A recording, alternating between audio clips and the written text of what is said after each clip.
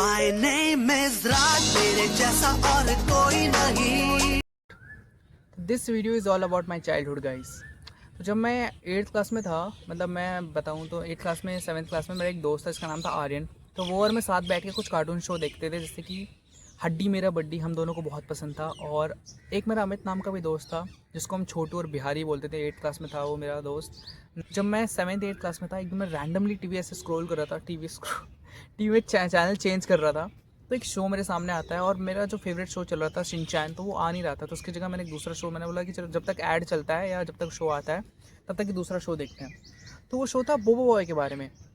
वो एक brand new show था जो मैंने देखा कि भाई क्या चल रहा है शो में। तो मैंने पहले एक एपिसोड देखा, मुझे बहुत फ़नी लगा वो एपिसोड, और मैंने बोला कि यार और देखते हैं, इंटरेस्टिंग शो लग रहा है। तो मैंने फिर स्टार्टिंग से लेके पूरा एपिसोड चार्ट मारे उसके, और 2-4 दिनों में बोबो बॉय मेरा फेवरेट बन गया था, मेरा फेवरेट कार्टून कैरेक्टर।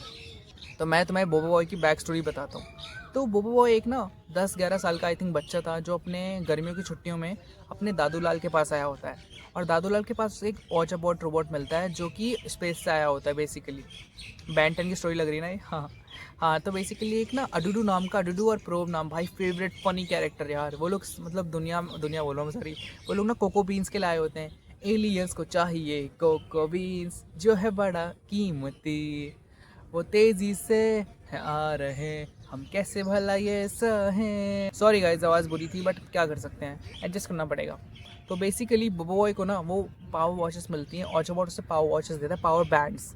तो उन पावर वॉचेस पता है वर्क कैसे करती हैं, उसमें उसके पास होती है एलिमेंट्स पावर, यानी कि उसके पास जितने भी एलिमेंट्स होते हैं दुनिया में सारे एलिमेंट्स को कंट्रोल कर सकता है, जैसे फायर, वाटर, इलेक्ट्रिक और अर्थ एंड विंड।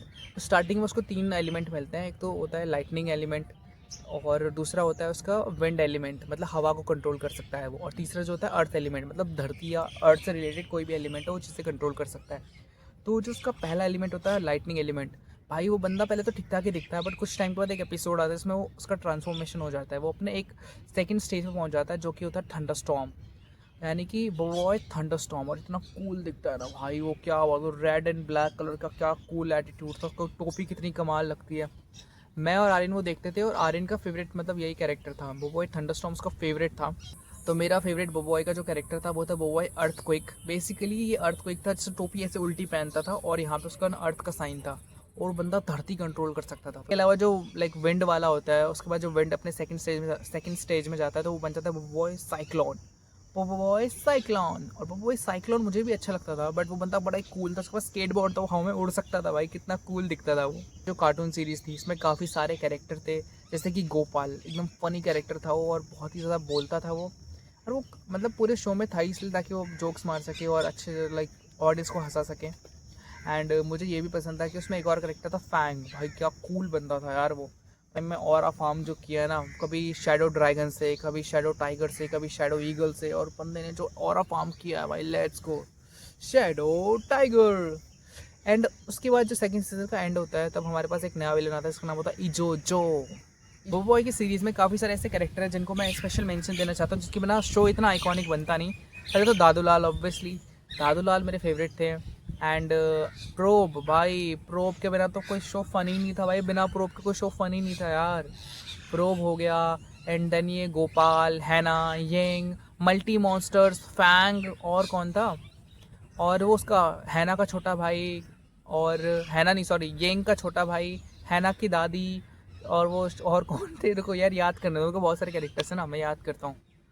और पापा जोला, oh yes, how can we forget him यार, पापा जोला को हम कैसे भूल सकते हैं। पापा जोला, मामा जीला, उनकी जो गर्लफ्रेंड थी ना, पापा जोला की भी गर्लफ्रेंड थी, हमारी नहीं है बस। हाँ, पापा जोला की गर्लफ्रेंड थी, उनका नाम था मामा जीला।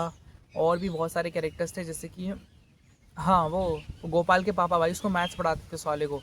और इनफैक्ट मेरी मोस्ट ऑफ द वीडियोस में जो आउटरो होता है वो का आउटरो होता है कि थामो हाथ, जाना है सफर पर एक, किसने तुम्हें रोका। हाँ यही है सही मौका।